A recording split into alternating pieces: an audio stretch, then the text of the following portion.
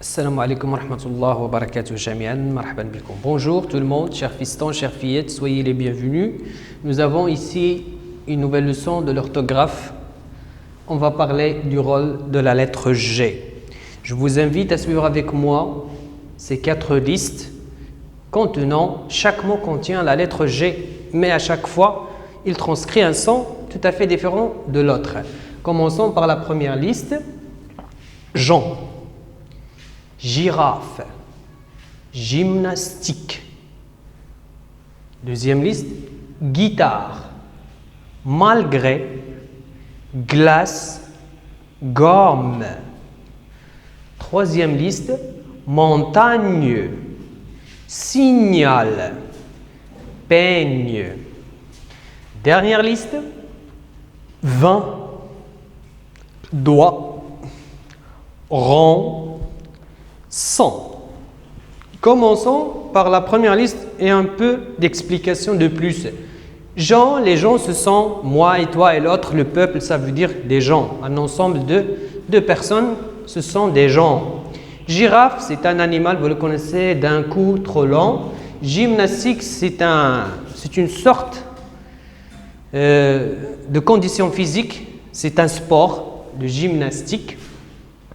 Donc, qu'est-ce que vous remarquez dans la première liste? La lettre G est toujours transcrit un son G dans les 3 mots.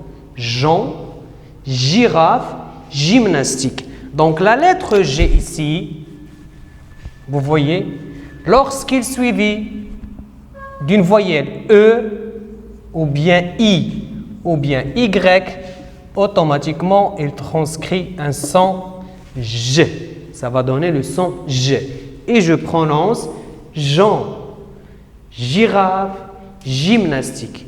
Lorsque vous trouvez la lettre G suite par I ou bien E ou bien Y, automatiquement, la lettre G transcrit le son G, comme vous voyez ici. Passons à la deuxième liste. Guitare. Vous connaissez la guitare? Malgré, adverbe. Glace, c'est la glace que vous aimez. Et aussi, on peut dire la glace, c'est de vitre. Et la gomme avec laquelle on efface et on essuie les fautes de crayon. Voyons ici, nous avons encore la lettre G. Mais est-ce qu'il transcrit le son G? Pas du tout. Guitare, j'entends G. Malgré, j'entends aussi G. Glace, j'entends G. Gomme, j'entends aussi G. Alors, qu'est-ce que vous remarquez? La lettre G ici, dans la deuxième liste, transcrit un son G. Comment? Je vois la lettre qui suit. Ici, nous avons U. Ici, nous avons R. Ici, nous avons L. Et ici, nous avons O. Qu'est-ce que je peux déduire finalement? Que la lettre G, s'il est suivi de 3 voyelles, vous les connaissez? Bien sûr, c'est A, ou bien O, ou bien U, plus les autres consonnes.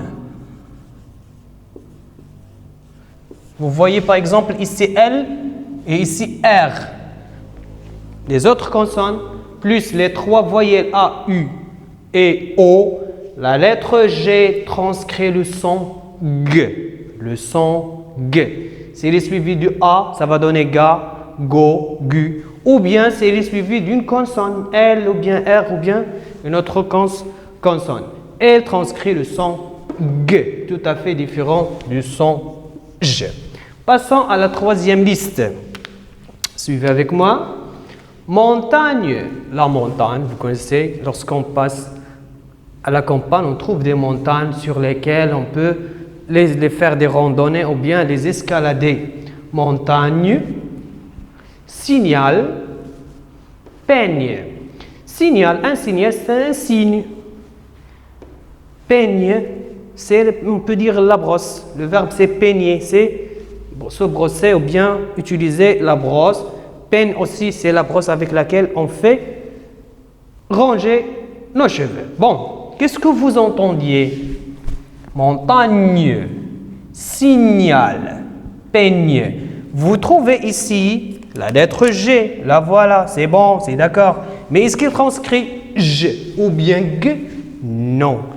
Nous entendons gne, un nouveau son. Pourquoi?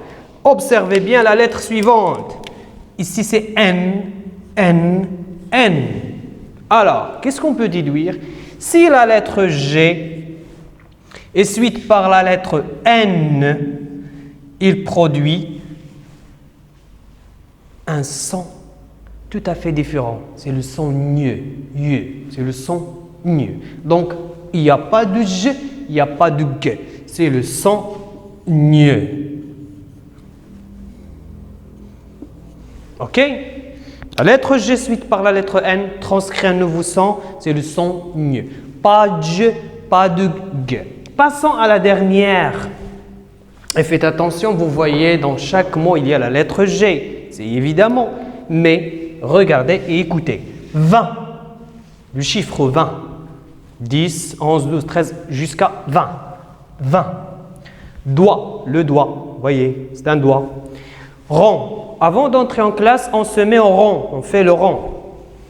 Le sang, c'est celui qui coule dans les veines de nos corps, bien sûr. Lorsque je me suis blessé, il y a du sang qui coule, qui sort. Le sang. 20 doigts, rond et sang. Est-ce que vous entendez je? Non. Est-ce que vous entendiez g? Pas véritablement. Est-ce que vous entendez gne? Je ne suis pas d'accord. J'entends rien. 20. Il n'y a que son V plus le son 1. Doigt, il y a D plus O. Rond, il y a le son R plus en. Et son aussi S plus en. Donc la lettre G, qu'est-ce que vous remarquez? Nous avons ici la lettre G, c'est muette. La lettre G est tout à fait muette. Si il est suivi de la lettre T comme 20 et doigt, et se place bien sûr à la fin du mot.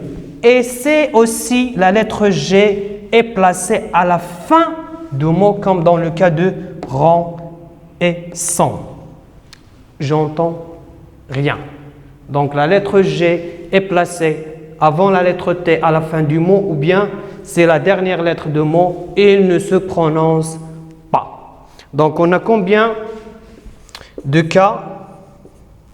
Alors je fais comme ça, une sorte de baffe. Ça veut dire qu'il n'y a pas de son. Qu'est-ce qu'on peut déduire à partir de ces 4 listes? Que la lettre G joue 4 rôles.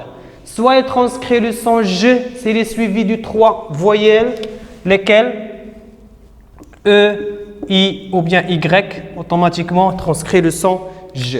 Si elle est suivie de les 3 autres voyelles A, O, U ou bien une autre consonne, il transcrit le son G.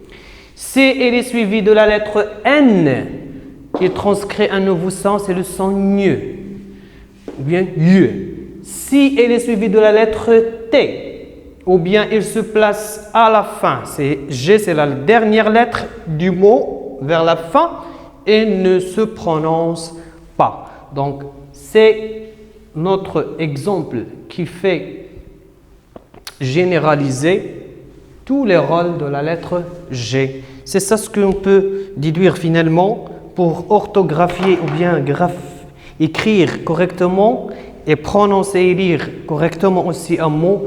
Je dois savoir comment positionner la lettre G et quel son ça va donner lorsqu'il est placé soit au début, soit au milieu, soit à la fin d'un mot. Donc, nous avons 4 rôles à apprendre.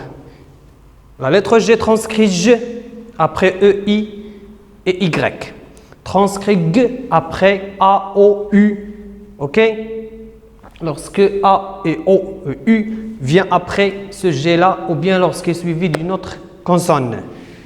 Il transcrit le son gne lorsque la lettre G, lorsque une lettre, la lettre N est placée juste après la lettre G et il ne se prononce pas lorsqu'elle est suivie de la lettre T ou bien lorsqu'il se place à la fin du mot. J'espère que c'est un petit peu clair. Je vous souhaite le bon courage et à bientôt.